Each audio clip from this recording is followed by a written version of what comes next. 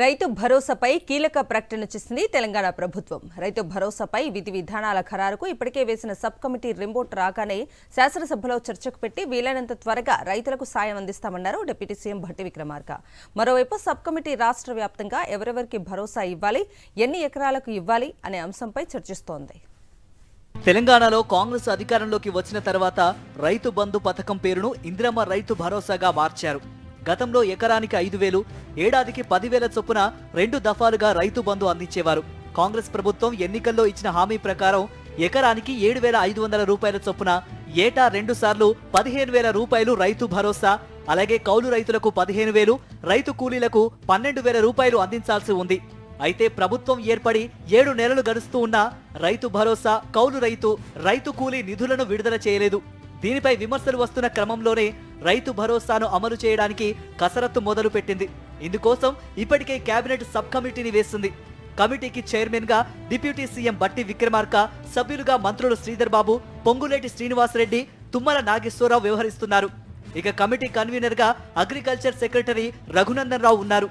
రైతు భరోసా ఎవరెవరికి ఇవ్వాలి, ఎన్ని ఎకరాల వరకు ఇవ్వాలి అనే అంశాలపై చర్చలు జరుపుతోంది సబ్ కమిటీ. ఇప్పటికే వ్యవసాయ శాఖ రాష్ట్ర వ్యాప్తంగా రైతుల నుంచి అభిప్రాయాలను సేకరించే పని మొదలుపెట్టింది సబ్ కమిటీ. ఒకవైపు రైతు వేదికల ద్వారా వీడియో కాన్ఫరెన్స్ నిర్వహించి రైతుల నుంచి అభిప్రాయాలను సేకరిస్తోంది. అలాగే ఉమ్మడి జిల్లాల వారీగా సమావేశాలు ఏర్పాటు చేసి ప్రజల నుంచి అభిప్రాయాలు సేకరించేందుకు ఏర్పాట్లు చేస్తోంది. దీంతో పాటు రాష్ట్ర వ్యాప్తంగా పంటల లెక్కలను తీస్తోంది ప్రభుత్వం. వ్యవసాయేతర లెక్కలను కూడా ప్రత్యేకంగా సర్వేల రూపంలో సేకరిస్తోంది వ్యవసాయ శాఖ.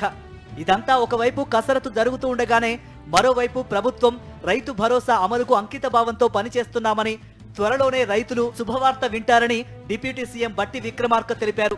ప్రజలు కోరుకుంటే కొండలు గుట్టలకు రైతు భరోసా ఇస్తామని, ఏదైనా ప్రజల ఆలోచన నిర్ణయం ప్రకారమే ప్రభుత్వం నడుచుకుంటుందని ఆయన వ్యాఖ్యానించారు.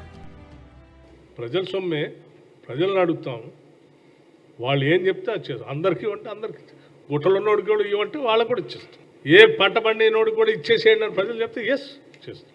ఏ నిర్ణయం తీసుకున్నా మేము మాత్రం 4 గోడల మధ్యలో సొంతంగా మేము తీసుకునేది లేదు. ప్రజల మధ్యలో చర్చ పెట్టి ప్రజల అభిప్రాయాలు తీసుకొని చట్టసభలో చర్చించి అందరి అభిప్రాయాలు తీసుకున్న తర్వాత నిర్ణయం చేస్తాం. అది కూడా కొద్ది రోజుల్లోనే, ఎక్కువ రోజుల టైం కూడా తీసుకుంటాం. అయితే ప్రస్తుతం 5 ఎకరాల వరకు ఉన్న రైతులకు రైతు భరోసా ఇవ్వడానికి ప్రభుత్వం సుముఖంగా ఉన్నట్లు తెలుస్తోంది. 5 ఎకరాలు పైబడిన రైతులకు ఇవ్వాలా వద్దా అన్నది కేబినెట్ సబ్ కమిటీ తేల్చనుంది. దీంతో పాటు రైతు కూలీలు, కౌలు రైతుల అంశంపైన ప్రభుత్వానికి నివేదిక ఇవ్వనుంది. ఈ సబ్ కమిటీ ఇప్పటి వరకు వచ్చిన రిపోర్ట్ల ఆధారంగా ప్రభుత్వానికి నివేదిక ఇచ్చిన తరువాత రైతు భరోసా విధి విధానాలను ప్రభుత్వం విడుదల చేయనున్నట్లు సమాచారం.